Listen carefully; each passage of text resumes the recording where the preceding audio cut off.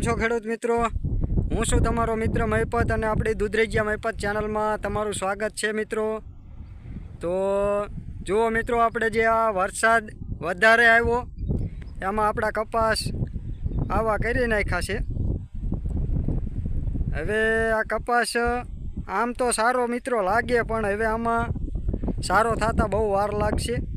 અને આ કપા આમ પણ આપણે 2 મહિનાની આજુબાજુનો થયો છે। હવે આમાં ફાલ પણ આપણે ચાલુ થઈ ગયો હતો, પણ હજી સુધી મિત્રો આમાં વરાપ જ ન થઈ, એટલે આપણે પાળા પણ નથી બાંધી શક્યા। અને આ મિત્રો આમાં આપણે વરસાદ ઘણા સમયથી ચાલુ જ રહેતો હતો, એટલે વરાપ થતી નહોતી। ત્યાં પાછો આ વધારે વરસાદ આવી ગયો, એટલે આપણો કપાસ હવે બળી ગયો છે। ઉપર થોડો થોડો લીલો છે, આમ સાવ જાય છે નહીં, પણ આ કપાસ મિત્રો હવે સારો થતા ઘણો સમય લાગે।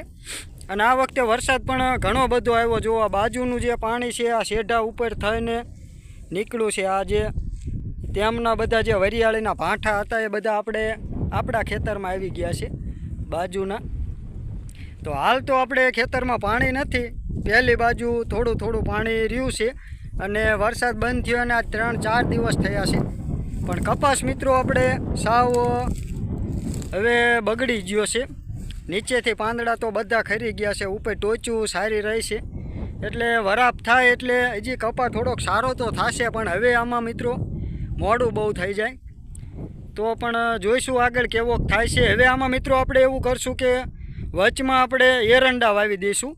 આ આપણે 80નું વાવેતર છે, એટલે આમાં વરાપ થાય એટલે આપણે હાંકી પાળા બાંધી અને પછી એરંડા વાવી દઈશું।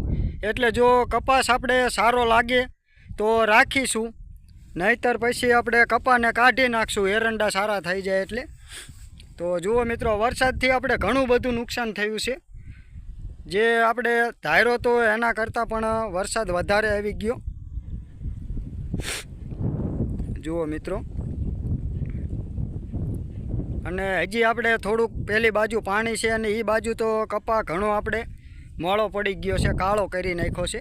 તો આગળ એ બાજુ પણ તમને હું બતાવું કેવો કપાસ છે। જુઓ મિત્રો, આ ટેકરાના જે કપા છે એ આપણે આવા કપા છે, બાકી ખાડામાં અને બીજા તો બધા આપણે સાવ સોટી થઈ ગઈ છે, પાંદડા બધા ખરી ગયા છે। અને આમ પણ મિત્રો હું રસ્તામાં જ્યારે આવ્યો તો ઘણા ખરા કપા આપણે પાણી ન ભરાણું હોય તેમ છતાં પણ એ કપાસ આપણે સાવ હવે કરમાવા લાગ્યા છે, ઊભા છોડ કરમાઈ જાય છે। કારણ કે વરસાદ જ મિત્રો એટલો પડ્યો છે, એટલે આપણી જમીન આ રસકાઈ જાય। અને આમ પણ અમારે અહીંયા ઘણા સમયથી આપણે રેડા ઝાપટા ચાલુ જ રહેતા હતા, એટલે આપણે જો આમાં નિંદામણ પણ નથી કરી શક્યા અને સાંતી પણ નથી હાંકી શક્યા। એ પહેલાં એકવાર આપણે વરાપ થઈ હતી ત્યારે સાંતી હાંક્યું હતું, પણ પછી પાળા ન બંધાણા, સાંતી હાંકી રહ્યા અને તરત વરસાદ આવી ગયો હતો। તો જુઓ મિત્રો, આ બાજુનો કપાસ તો સાવ આપણે બળી જ ગયો છે, કારણ કે આ બાજુ નીચે પાણી વધારે ભરાણું હોય છે, અને આમ પણ વરસાદ જ એટલો આવ્યો છે।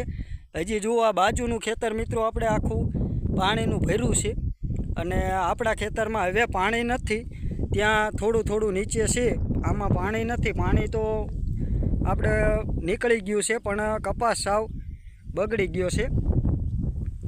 તો ભલે ચાલો મિત્રો, આગળ આપણે આ કપાસ પછી કેવો થાય છે એ આગળ વિડીયોમાં બતાવશું। તો ચેનલમાં નવા હોય તો ચેનલને સબસ્ક્રાઈબ કરી લેજો।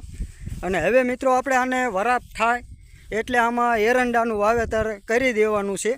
કપાસ એમનામ રવા દઈશું એટલે કપાસ જે થાય તે, બાકી વચ્ચે આપણે 80ની જારી છે એટલે વચ્ચે એરંડાનું વાવેતર કરી દઈશું, સારી વરાપ થાય એટલે પછી એરંડા આપણે સારા થાય એટલે પછી કપાસને આપણે કાઢી નાખશું દિવાળીએ। તો ભલે ચાલો મિત્રો, તો રજા લઈએ। ચેનલમાં નવા હોય તો ચેનલને સબસ્ક્રાઈબ કરી લેજો, જેથી કરીને નવા ખેતીવાડીના વિડીયો તમને મળતા રહે। તો રજા લઈએ મિત્રો। જય જવાન, જય કિસાન।